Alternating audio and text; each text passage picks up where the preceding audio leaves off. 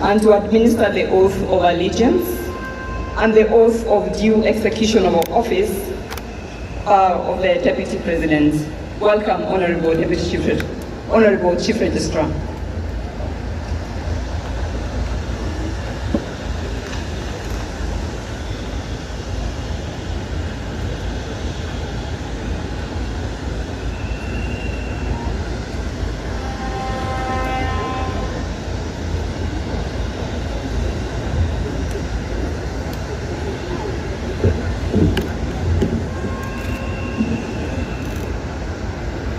Your Excellency, the President of the Republic of Kenya and Commander-in-Chief of the Kenya Defence Forces, Dr. William Samoei Ruto, the Chief Justice of the Republic of Kenya, Honorable Justice Martha Koome, distinguished guests, ladies and gentlemen.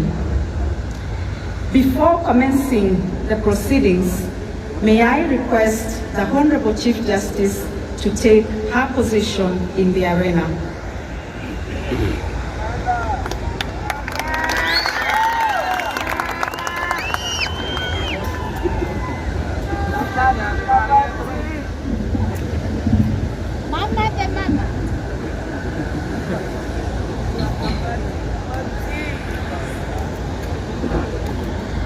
Ladies and gentlemen,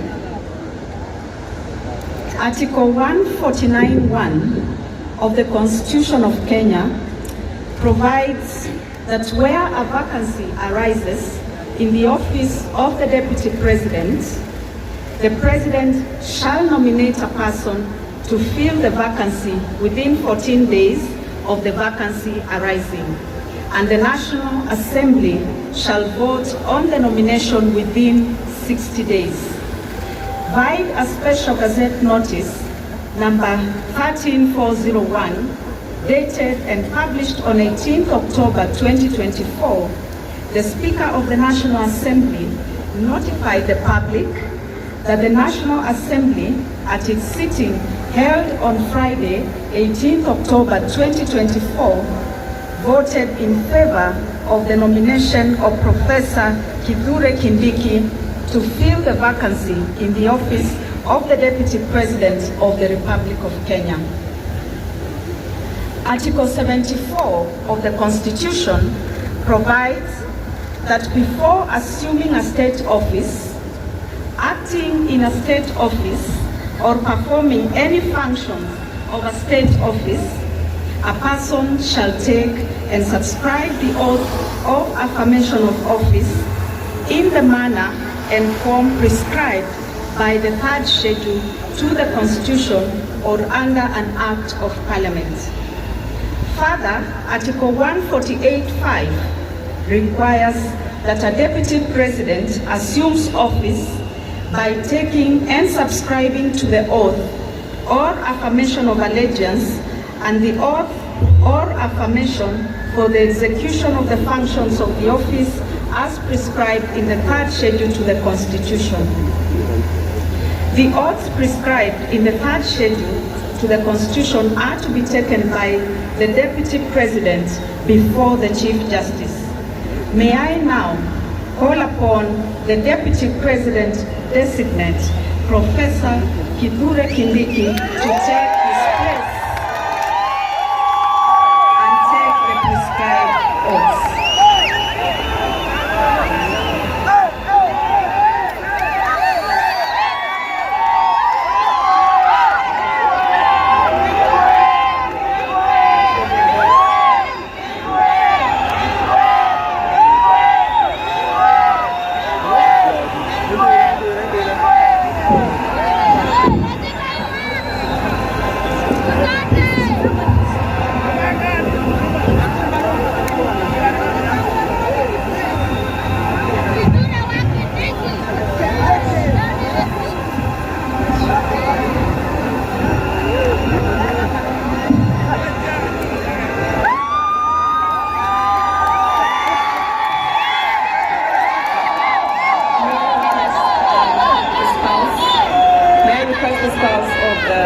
Deputy President designated to come forward.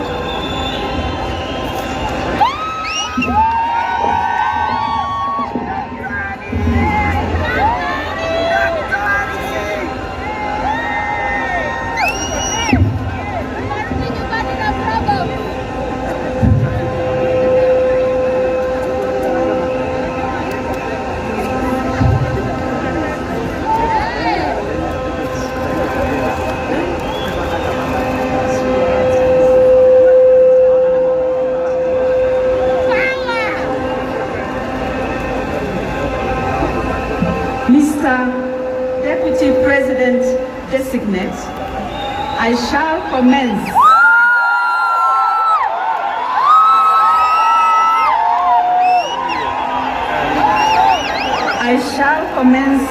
with the administration of the first oath, which is the oath of allegiance of the Deputy President. Kindly repeat after me. I, Kindiki,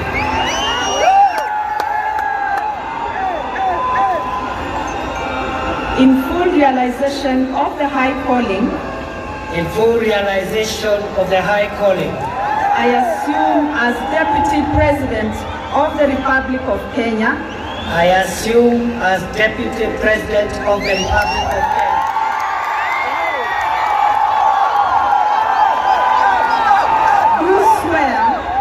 do swear that I will be faithful and bear true allegiance to the Republic of Kenya, that I will obey, preserve, protect, and defend this Constitution of Kenya, as by law established, and all other laws of the Republic, and that I will protect, and uphold the sovereignty, integrity, and dignity of the people of Kenya. So help me God.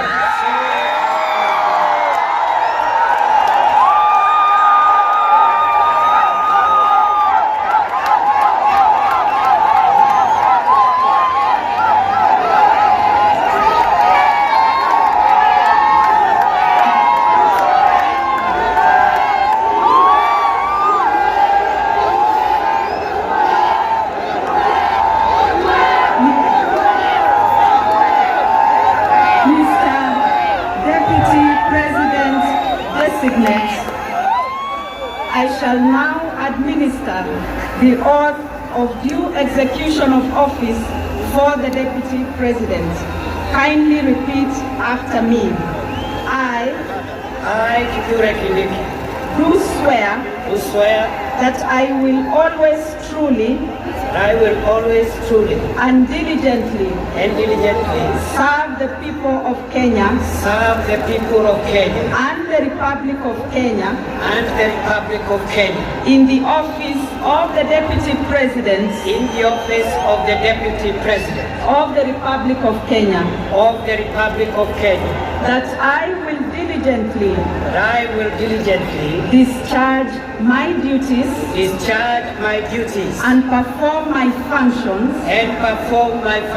in the said office to the best of my judgment, that I will at all times,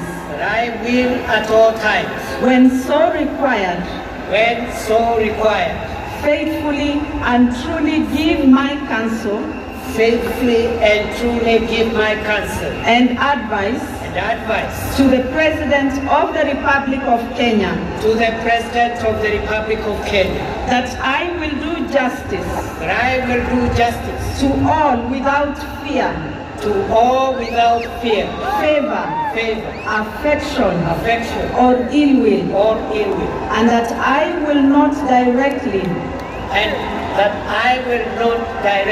or indirectly reveal such matters as shall come to my knowledge in the discharge of my duties and committed to my secrecy. So help me God.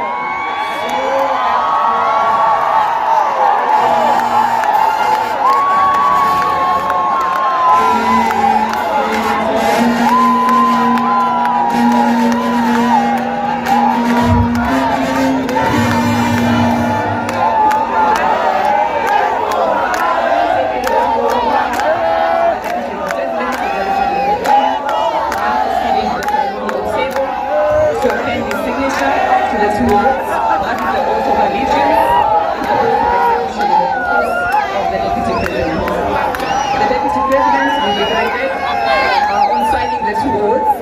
Attorney General. His Excellency, the Deputy President, will be signing 3 copies of each oath. The first set of oaths will be retained by His Excellency, the Deputy President, as a solemn reminder of the commitment he has made here today. The second set will be handed over to the head of public service for custody. And the third set will be retained by the judiciary. The oath of allegiance, ladies and gentlemen, is an oath that His Excellency the Deputy President will be faithful and will bear true allegiance to the Republic of Kenya, and that he will also protect and defend the Constitution of Kenya. The second oath, His Excellency the Deputy President has committed to execute his duties diligently and perform his functions according to the law.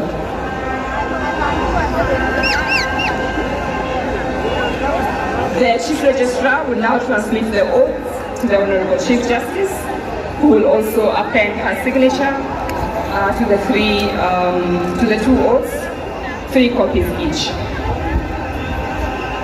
Her Ladyship, the Chief Justice, will be countersigning against the signature by His Excellency the Deputy President.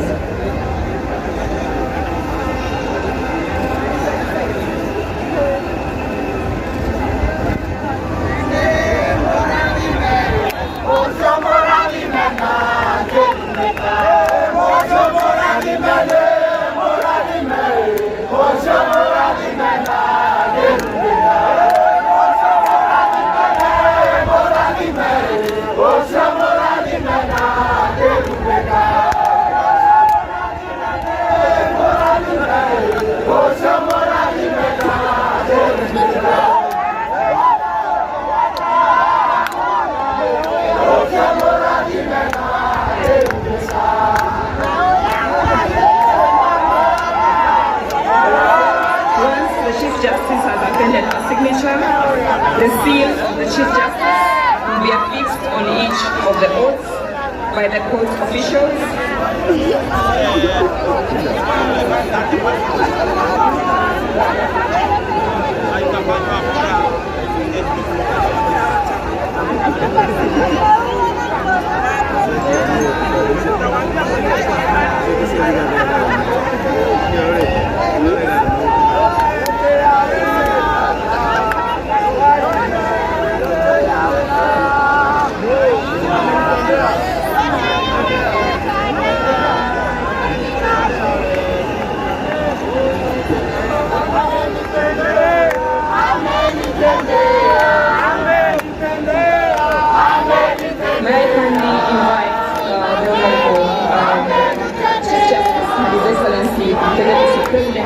To stand in front of the gates for presentation of the oath to the public.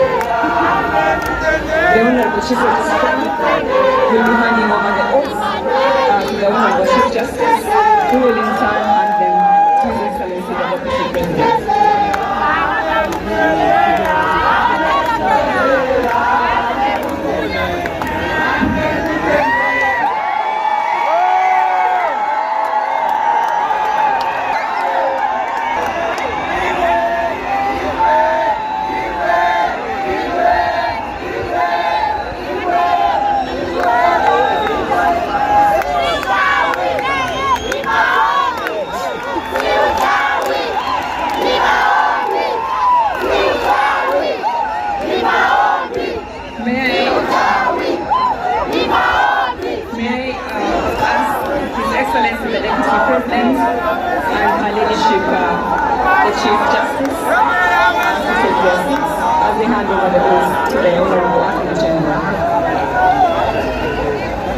May I call upon the head of public, Your Excellency, you may take your seat. Honorable Chief Justice, please, you may take your seat.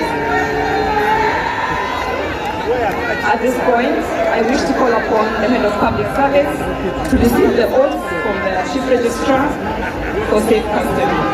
As I mentioned earlier, 1 copy will be handed over to His Excellency the Deputy President, another will be retained by the judiciary, and one copy will be handed over to the head of public service for safe custody.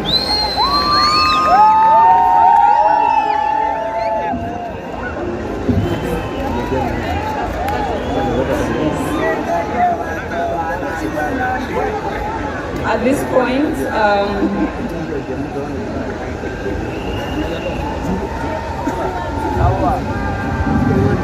this point, of the program, may I invite His Excellency the President to hand over a ceremonial copy of the Constitution of Kenya to His Excellency the Deputy President, Professor Kindiki, the Deputy President of the Republic of Kenya.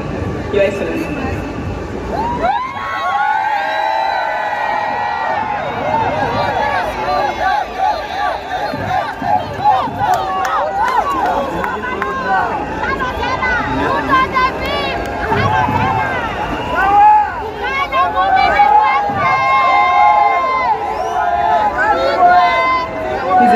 The President is handing over the Constitution to His Excellency the Deputy President.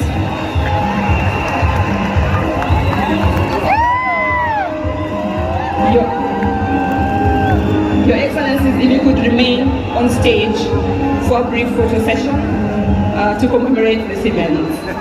The first photo will feature His Excellency the President and His Excellency the Deputy President of the Republic of Kenya.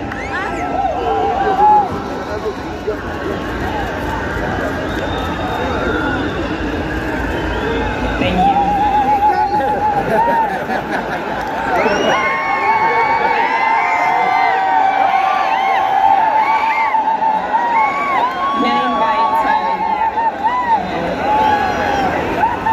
May I now invite her leadership, the Chief Justice, to join in the second photo.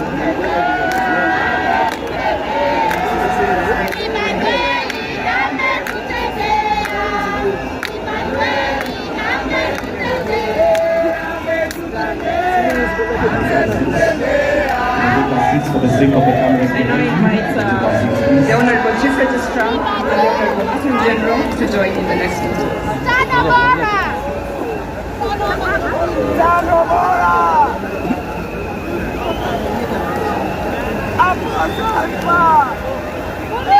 For the second last photo, I kindly request Her Excellency the spouse of the Deputy President, Dr. Joyce Bikure, and Her Excellency the First Lady, Rachel Ruto, to join in the court photo,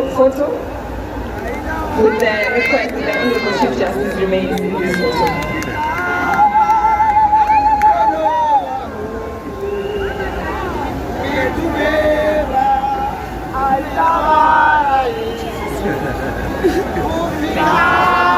Thank you very much.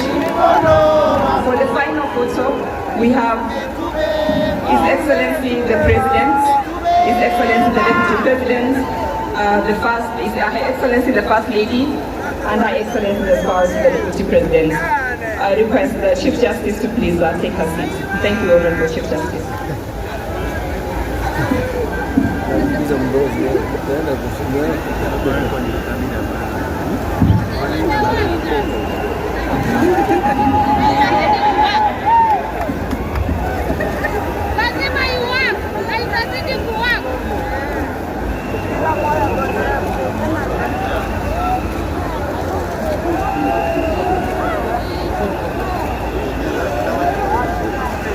Thank you, Your Excellencies. You may now resume your seats.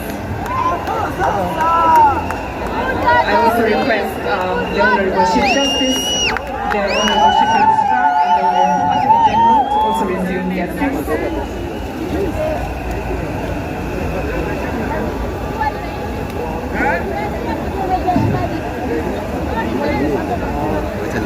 Ladies and gentlemen, as we come to the end of our ceremony, I would like to ask us to remain upstanding for the lowering of the mace.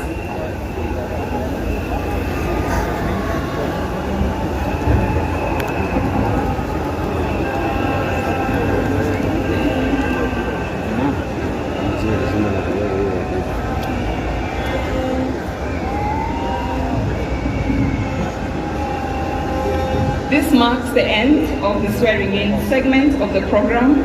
I wish now to hand over to the Master of Ceremony to continue with the rest of the program. I thank you. Tupigie judiciary makofi tafadhali for a job well done. Let's also take this opportunity to give a warm round of applause to the Deputy President, Professor Kindiki. Tupigie makofi tafadhali.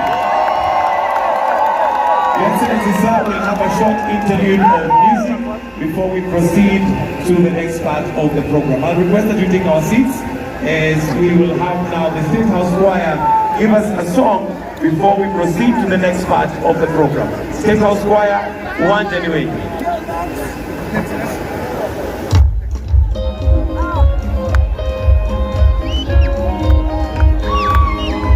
Kama kuna bendera, sisi ni Wakenya daima. Ndio huo wimbo.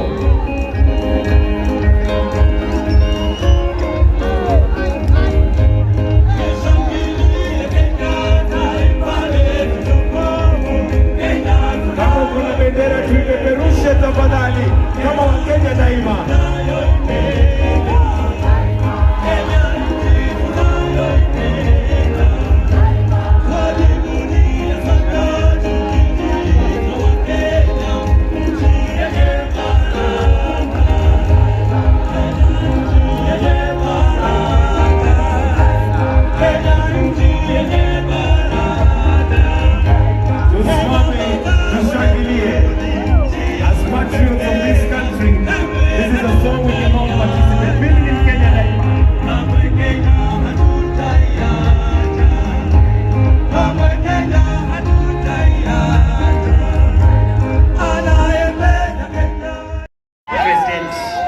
William Ruto,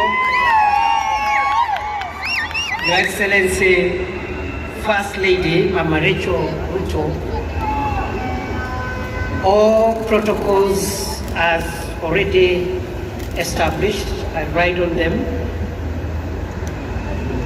No arms of government or agencies and the representations of foreign and friendly countries present. Your Excellency, sir, words fail me to explain how grateful I am today.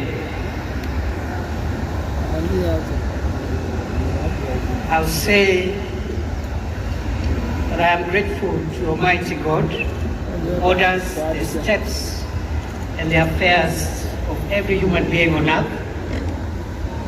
I am grateful to you, sir, for the honor you have given me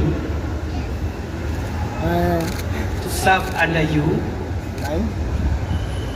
Excellency, I've been your political student for nearly 20 years now, and nothing in the political space has helped me to pick up lessons more than the years that I have worked and served around you in various capacities. Therefore, Your Excellency, I'm grateful for the honor which you have given me. I promise you, before this congregation and before God, that I will not let you down for the privilege you have given me. Excellency, sir, in the same breath of gratitude,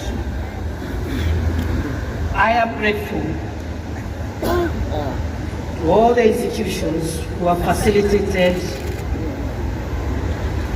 this process, including the ceremony we are having today. And I want to agree with what my elder brother, His Excellency Musale Mudavadi has said. Whatever has happened in the last few weeks, and indeed the recent past, is a testament of the maturity of our democracy, and is a testament that our institutions work.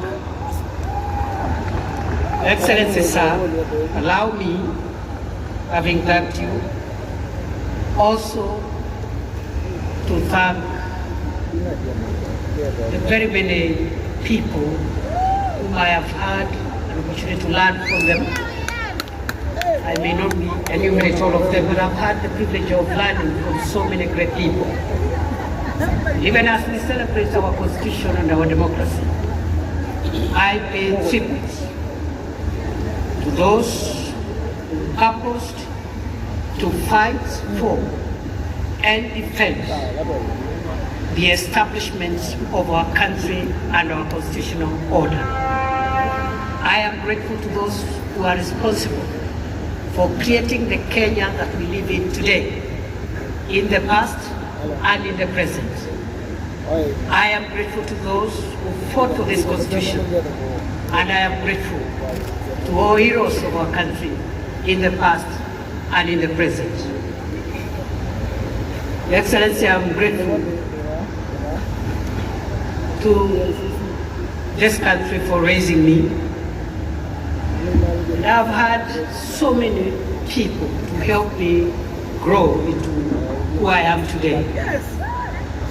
Therefore, as I discharge the burden that you have placed me, Your Excellency, the burden you have placed on my shoulders, I am grateful that I will discharge that burden with the benefit of having grown and continuing to grow under the feet of not just my father and mother who gave birth to me, but the many elders of their generation who helped me to shape and make me what I am today over time. I am truly grateful. Those who taught me in the formal and the informal setup. Your Excellency, I'm grateful to my family. With your permission, I want to pay tribute to 4 people who have made huge sacrifices,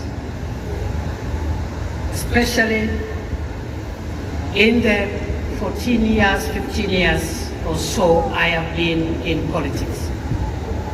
Before then, I had spent a decade in academia, and of course I'm also grateful to the professors and the colleagues with whom we worked with. But allow me, Your Excellency, today, on a moment like this one, to thank my wonderful wife, Joyce Kugiriria, a woman who has sacrificed,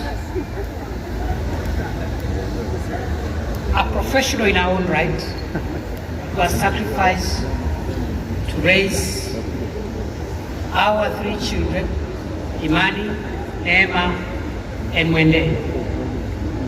Many days and nights of my absence, as I served the country in different roles. I am very grateful to my wife and the children for being the foundation and providing the support that I have always required as I navigate this difficult space of public service. Having finished with gratitude, Your Excellency, I'll say 2 things before I invite you. The first is to affirm that throughout my journey, culminating with this moment, I have come to believe that Kenya is the country of possibility. Your Excellency, for a person such as I to stand here today and take oath of the office of the Deputy President, it can only happen in Kenya. Excellency, I was born 52 years ago in one of the remotest parts of Kenya. But because Kenya is the land and the homeland of possibilities, today, I, perhaps the most unlikely person, is standing here today because Kenya has made it possible for anybody to become anything in this country. I don't take it for granted. And therefore, Your Excellency, as you lead us into the transformation of our country in the years ahead, I want to commit to support and assist you, together with the other colleagues in government, to realize a Kenya that has even greater opportunities, a more inclusive Kenya, a more democratic Kenya, and a more transformed Kenya. Your Excellency, I'm grateful because of the opportunity that Kenya provides for anyone to aspire to be anything. Therefore, there is no reason going forward why any person from anywhere, from whatever community, creed, religion, should not aspire to become anything in our country, because I am a testament that Kenya is the homeland of possibilities. Finally, Your Excellency, I have reflected on the words of the oath of office I've taken, both the oath of allegiance and also the oath for due execution of the functions of the office of the Deputy President. And in that regard, I want to commit you, as I end my remarks, I want to commit to you before this congregation and before the Almighty God, who is acknowledged in the Constitution, that I will serve under you and provide you with the assistance and support you require to take this country to the next level. I commit I will be loyal and faithful. I will try the best of my ability to work hard together with the other colleagues to lighten the burden that you carry on your shoulders, Your Excellency. And therefore, I think for me, today is, if I may say so, a day when I have received the highest honor yet of my life. And I don't take that for granted. I want to pray that God will give me wisdom to do what I must. And the colleagues whom we have worked with and will continue to work with, I want to say that I'll provide continuity so that we can be able to all work together and deliver for this country. I forgot, Your Excellency, to thank, when you gave me the task the last 2 years of serving the Ministry of Interior, there are wonderful people whom I have worked with. GAO, the police, the prisons, immigration, and all the departments and agencies in the Ministry of Interior. The little successes that we could have achieved, I attribute those successes to my colleagues. If there have been a few challenges, I take responsibility for those challenges. Your Excellency, with those many remarks, thank you very much for giving this privilege. And I now want to request that we be upstanding as we invite His Excellency President William Ruto to come and address us. Moja, mbili, tatu, ingine.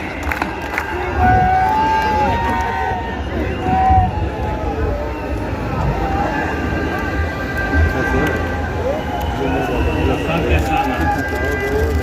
Tafadhali tunaweza kuketi chini. Asanteni sana. Thank you.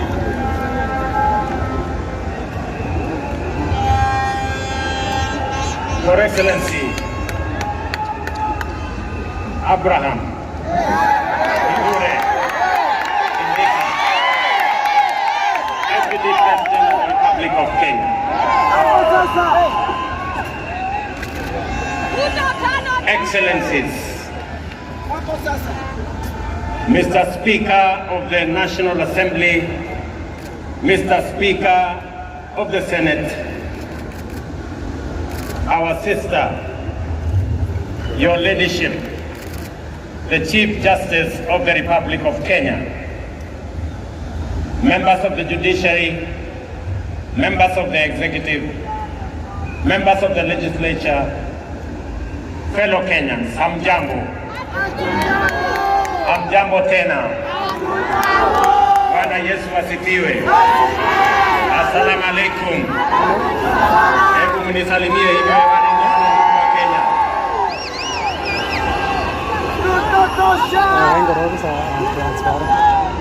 I am proud to witness the swearing in of the Honorable Abraham Professor Kugiriria Kindiki as the third Deputy President of the Republic of Kenya under the 2010 Constitution. I know him as a dedicated professional whose commitment to excellence has helped us overcome daunting challenges, and as a tireless public servant on the path of national leadership. Abraham is also a patriot whose dedication to cohesion, national unity, and inclusivity is beyond reproach. An effective champion of peace and stability, and across every part of our country, and a loyal steward of our bottom-up economic transformation agenda, whom together with many others we crafted to take our country to the next level. Over the past 2 decades, I have had the privilege to witness Professor Kindiki's work as a professor, litigation lawyer, consulting attorney, senator representing Tharaka Nithi, majority leader of the Senate, deputy speaker of the Senate, the most recently as cabinet secretary. I can confirm that in all these roles, he has demonstrated exceptional dedication, high competence and professionalism, and consistently delivered results beyond expectations. Professor Kindiki is a highly qualified and outstanding scholar, advocate and public servant, whose career has been defined by exemplary achievements which demonstrate his vision for positive change and commitment to high standards of efficiency in the performance of his duties. At this stage of the implementation cycle of our national transformation agenda, the people of Kenya require a patriotic public servant and a consummate champion of our constitutional dispensation, our broad-based national governance framework, and the bottom-up economic transformation agenda to support the cabinet and the presidency in delivering in full and on time. This moment calls for an individual who takes pride in a job well done, and is humble enough to be a loyal servant of the people, and who is selfless enough to reach out and mobilize the entirety of government towards delivering for Kenya.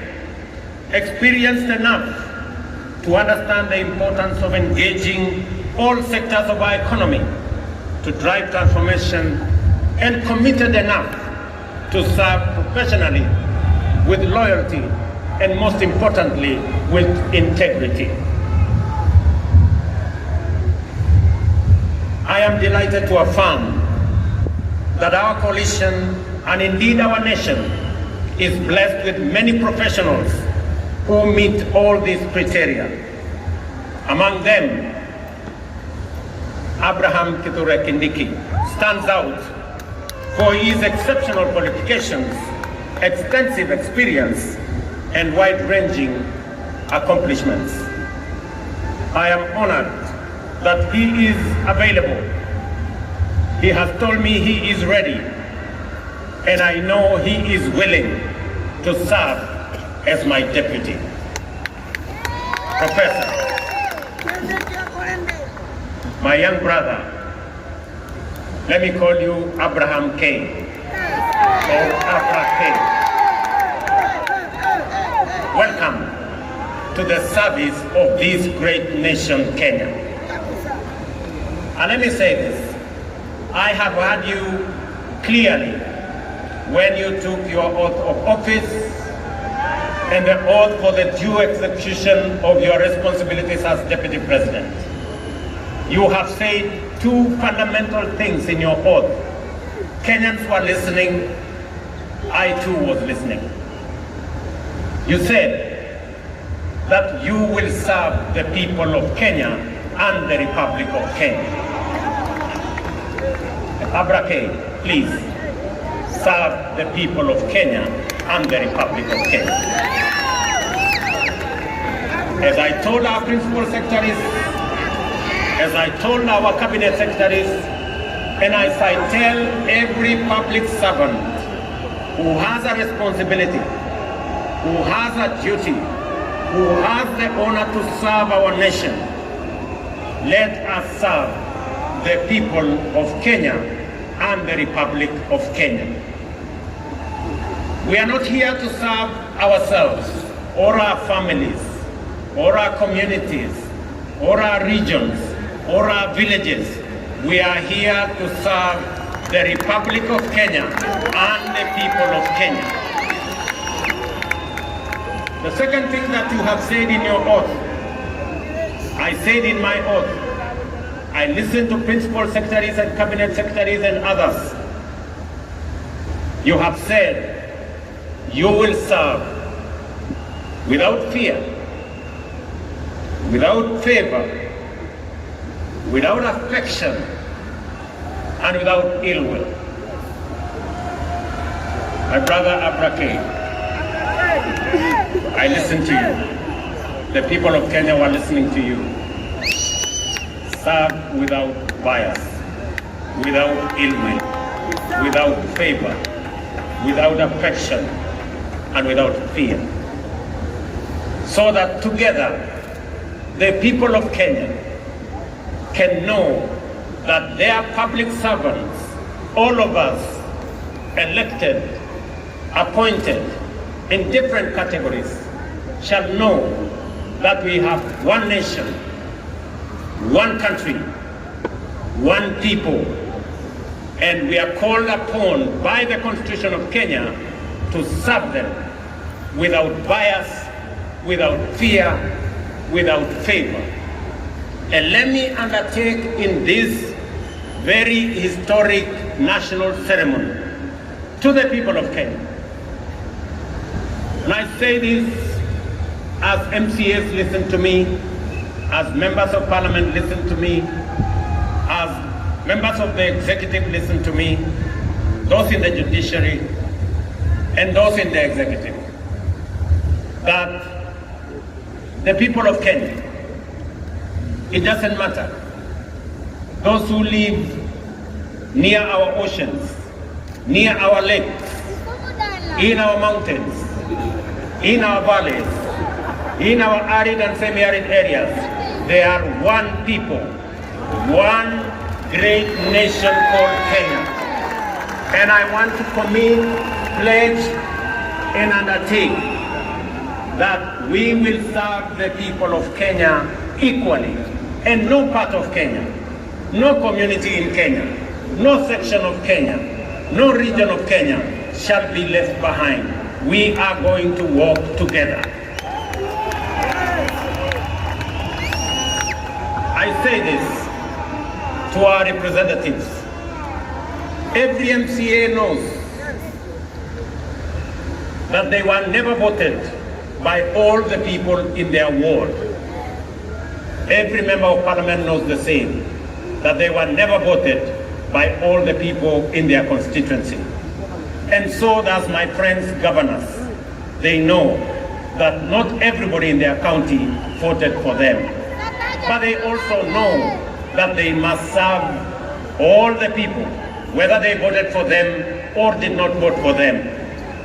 Professor, you and me have the honor to serve the people of Kenya. And as I have said before, we will serve the people of Kenya equally, those who voted for us and those who did not vote for us. The government of Kenya equally belongs to all the people of the Republic of Kenya. Let me also say the following, because this is a very important occasion. To underwrite that our judiciary works, that our legislature works, and we will make sure that our executive works and serves the people of Kenya. I know that we've gone through a journey, but in this journey, we have affirmed to both ourselves as the people of Kenya, to our friends, and to the international community, we have affirmed that Kenya is a constitutional democracy founded on the firm foundation of the rule of law. We believe in freedom, and we believe in making sure that no Kenyan and none of us is left behind. Today we stand here as a people, united, peaceful, because we are a democracy. We believe in our constitution. We believe in the rule of law, and we are a free people, and we make choices. Let me also say this to all of us who are public servants. It doesn't matter at what level. To all of us, we are reminded on this very historic day that we serve at the pleasure of the people of Kenya, and we serve under the provisions of the law and the Constitution of the Republic of Kenya. And that none of us, irrespective of the office we hold, is greater than what our Constitution says. We must obey, we must submit to the law and to the Constitution, because that is what makes us a nation. Let me say this as I conclude. We have made stride as a nation. Today, our savings as a percentage of our GDP is growing. We have changed and we have transformed our education system. Today, we have more teachers. We just announced another 20,000 teachers. We have a new funding model that is student-based, which we are refining to make sure that no child in Kenya is left behind. My dear Professor Kindiki, I need your voice. I need your intellect to help me and to help members of our cabinet to profile the things we are doing, to speak to the things that we are doing. I have almost become a lonely voice in the executive, especially in the presidency, speaking about our projects, speaking about our programs, elaborating on what we are doing. You are eloquent, my brother. You have been your intelligence, my brother. I am confident that you will do that which I have missed for the last 2 years. I know you will.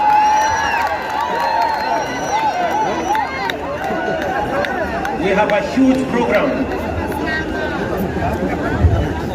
on university funding and higher education funding. We have a huge program that today our farmers across Kenya have access to fertilizer. We have a huge program on expanding our irrigation. We have a big program on what we are doing. We need your voice, and we need the voice of those of us in the executive to provide leadership and to see to it that indeed we achieve what we wrote into our constitution. Today, as we wrote in our constitution, Kenya Power has turned around and today is a profitable company. So is Kengen, because of the stewardship that we have put in place. My brother, our manifesto is elaborate.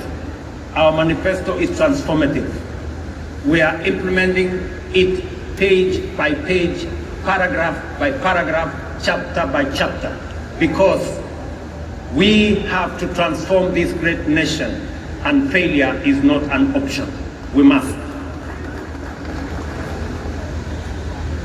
We have a big program on rural electrification to connect close to 300,000 homes across Kenya. I need your support to the Ministry of Energy, who are doing a wonderful job in that exercise. We have a big program on markets across Kenya. We have a big program on housing across Kenya. Today, we have 160,000 people working in a housing program.